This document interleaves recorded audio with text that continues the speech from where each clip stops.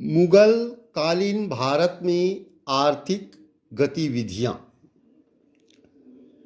16वीं और 17वीं शताब्दी में भारतीय अर्थव्यवस्था मूलतः कृषि प्रधान थी। दूसरे शब्दों में कृषि के अलावा दूसरे आर्थिक क्षेत्रों जैसे व्यापार, लघु उद्योग आदि में अत्यधिक बढ़ोतरी के बावजूद इस समय की आर्थिक गतिविधियों का एक बड़ा भाग खेती पर निर्भर था और समाज के अधिकतर वर्ग अपनी आय के लिए उसी पर आश्रित थे।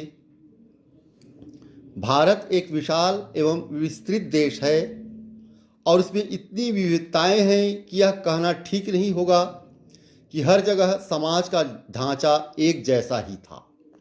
हर जगह अलग अलग थी, क्योंकि एक विविधताओं और अनेकताओं से भरा हुआ देश है और सामाजिक ढांचा, सांस्कृतिक ढांचा अलग अलग था। वैसे ही आर्थिक ढांचा भी अलग अलग रहा होगा। ये नहीं कहा जा सकता कि हर जगह कोई भी ढांचा एक समान रहा होगा।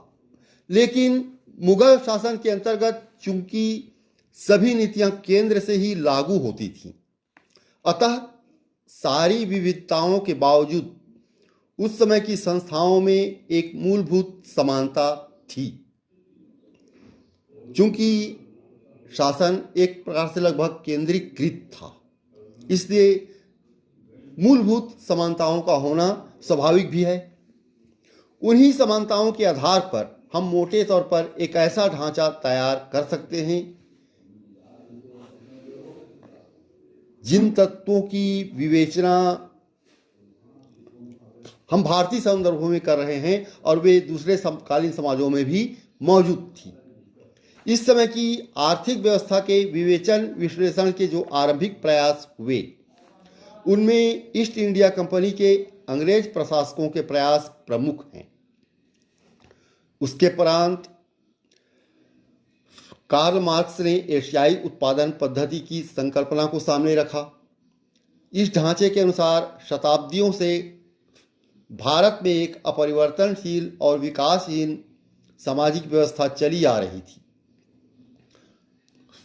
संक्षेप में उसकी मुख्य विशेषता छोटे छोटे आत्मनिर्भर गांव थे जो बाहरी दुनिया से पूरी तरह कटे हुए थे।